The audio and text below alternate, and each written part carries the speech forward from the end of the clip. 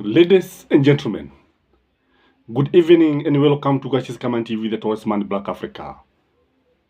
The Interior Ministry banned all demonstrations in the country. Kithure Kindiki, who is the CS in charge of internal security, alisema ya kwamba hakuna mtu yeyote ambaye ataruhusiwa kuandamana. Hakuna chama chochote ambacho kinaruhusiwa kuongoza maandamano au kupanga maandamano katika nchi ya Kenya.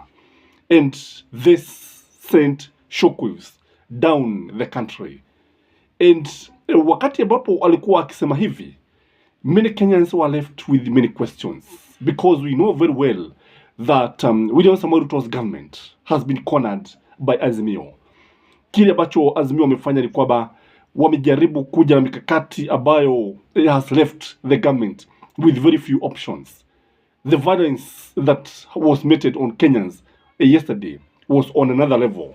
Indeed, it caught the attention of major international media houses, including the BBC. Kwa kile ambacho tunataka kuangalia hapa, I want to show why this, in my view, is a wrong move by William Samoei Ruto's government. I want to show you why it is very, very difficult for William Samoei Ruto to implement these policies. So if you're joining this channel for the first time, this is Gachie Skyman TV. Like this video, and if you have never subscribed, kindly subscribe to our channel. The first thing why I think that it is not possible to implement this directive is because binadamu kawaida yake hapendi kudhibitiwa. Ni vigumu sana kumdhibiti binadamu. Wakati wote ambapo unajaribu kumdhibiti binadamu, lazima atatafuta uhuru wake kwa namna yote ile. So naturally when you look at human beings, they are defiant by nature, they are rebellious by nature, and that is why they rebelled against God even in the Garden of Eden. So these are the people that the government wants to contain. How do you watu ambao wanaambiwa wasiandamane? The second but the most important reason is because it is no longer about Raila Amolo Odinga. Haya maandamano si ya Raila Amolo Odinga. Indeed, tunajua kwamba there has been ventures to try to win William Samoei Ruto's to win Raila Amolo Odinga's principles like Kalonzo Musyoka na wengine katika upande wa Kenya Kwanza, katika upande wa serikali. But the truth of the matter is that this is something about the high cost of living. Na jana kama tuliona kwamba Raila Amolo Odinga hata hakujitokeza hadharani kwenda kuandamana. Indeed, it is the people who are leading the demonstrations. Kwa hivyo kile ambacho tunaona kwamba hawa, unapotazama hata wale watu ambao wengi tunaona katika maandamano, wengi ni mabarobaro, wengi ni vijana ambao wanatafuta kazi, wengi ni vijana ambao ni wabudabuda ambao wameumizwa sana na bei ya mafuta. The finance bill is hurting. Indeed, it is about the finance bill. Even the issue of servers look like it is secondary now. Kule kusema kwamba watu hawataandamana, kule kusema kwamba watu wanafaa kukaa nyumbani, kule kupiga marufuku kule kuandamana, I think is biting more than the government can chew. Again, when you look at the distribution of the mass action, you realize that Azimio has more followers than UDA. Kusema ukweli, watu wengi wako katika upande wa Azimio. Na because now Kenya Kwanza is the minority, it will become very, very difficult for the minority to lead the country of the majority who are not supporting the government. That is the truth of the matter. In fact, the latest opinion poll by TIFA showed that 17% of Kenyans are the only percentage that are satisfied with William Samoei Ruto. The rest of the country has lost hope completely with William Samoei Ruto and believe that hakuna jambo ambalo wanaweza kutimiza what he has been telling Kenyans. The government is not going to deliver anything. Again, how can you contain the masses? How can you contain or when you look at the number of counties that are coming out, they are about 30, whereby we have mass action. Mali ambapo watu wamejitokeza sana kwa wingi. And I believe, because Kiabu, by the way, Kiabu hajitokezi sijui kwa nini. But when you listen to the people on the ground, they are not satisfied by William Samoei Ruto's government.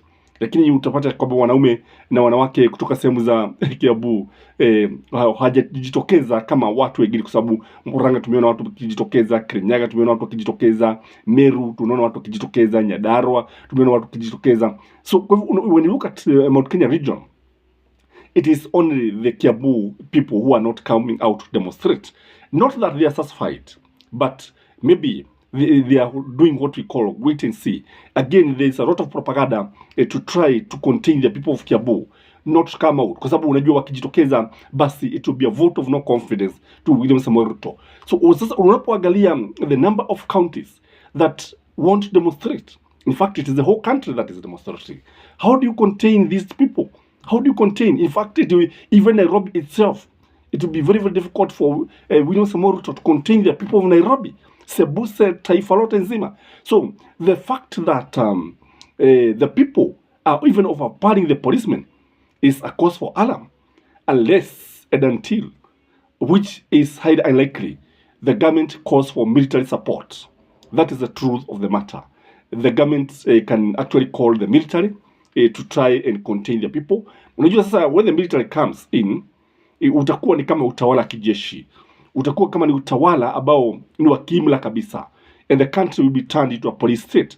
Unless that one happens, I don't see our security forces, especially the policemen, wakiweza kuwadhibiti wananchi, wakiweza kufaulu. Kwa sababu kusema kweli, kadiri wakati unavyozidi kusoga, ndivyo ambavyo tunaona watu wengi wakizidi kujiunga na maandamano. Kadiri wakati unavyoendelea, ndivyo ambavyo tunaona kwamba moto unazidi kuchacha, moto unazidi kuwaka. Again, there is a strong wind of change sweeping in this country.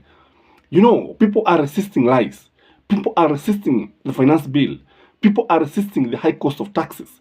And the funny thing that I would like you to realize is that William Samoei Ruto has collected less tax when he has increased the taxes than when he did not increase. And the sales, for instance, kwa wale watu ambao wanauza mafuta wanalalamika akisema kwamba watu wamekataa kuweka magari ya mafuta. It is shocking, by the way. So when you look at the situation, there is change sweeping this country. And I believe when you look at politicians, Kenyans politicians, ukiwaangalia siku hizi utaona kwamba wamefika mahali ambapo sasa wameanza kuogopa wananchi. That is the growth of democracy. When you see politicians start fearing the voters, that is when there is democracy. But when you see, as one of our members here opined, when you see the politicians wakiogopa na wananchi, that is dictatorship. Huo ni uongozi wa kiimla.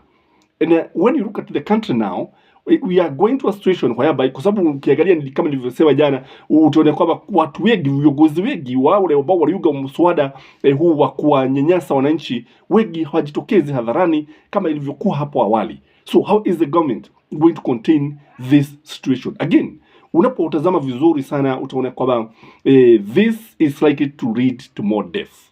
Wengi wanaweza kuuawa ikiwa kutakuwa na hali hii. Kutakuwa na mvutano mkali sana, kutakuwa na migogoro kati ya polisi na wananchi, kutakuwa na mizozo, kutakuwa na mivutano, kutakuwa na hali ya ukosefu wa utulivu. How are you going to contain this when the police and wananchi wako katika hali mbaya sana? And hali hii ya mvutano kati ya polisi na waandamanaji ni hali ambayo tunaona kwamba inaweza kuharibu mambo kabisa. And I want you to look at the number of counties whereby, like Ruto, where there were demonstrations, by the way, even if I'm saying that Kiambu, there were no demonstrations, there were demonstrations in Ruto, though not massive. Lakini in the former Kiambu district, ile ya zamani, the old Kiambu district, Kabete, Limuru, Kikuyu, hakukuwa na maandamano na Githunguri, although Githunguri was expected to come out. Kwa kile ambacho tunaweza tukasema kwamba it is becoming very, very hard for the police to contain the people. They also get tired, by the way. They are also human beings. And then don't forget the cost of containing these demonstrations, which is more convenient. When you look at William Samoei Ruto, you see somebody who is not putting the priorities right, who is not putting the interests of the nation first. Kwa sababu najiuliza, what is more important? Because I believe he can be able to lower the cost of living. He can be able to lower the cost of fuel. He can be able to lower the cost of electricity. He can be able to withdraw some of the taxes. He can be able to stop some of these things that are hurting mwananchi. And but when you look at the money that you want to spend to contain the demonstrators, the amount is huge compared to what you would have used to maybe negotiate with Azimio. And even the issue of IBC, because it is something that he can just sit down and tell Raila Amolo Odinga and wakina Kalonzo Musyoka na wengine tukae hapa tuketi tukubaliane vile ambavyo tutachagua the commissioners, but he doesn't want to do this. I don't know why he is preferring force. I don't know why he is preferring violence.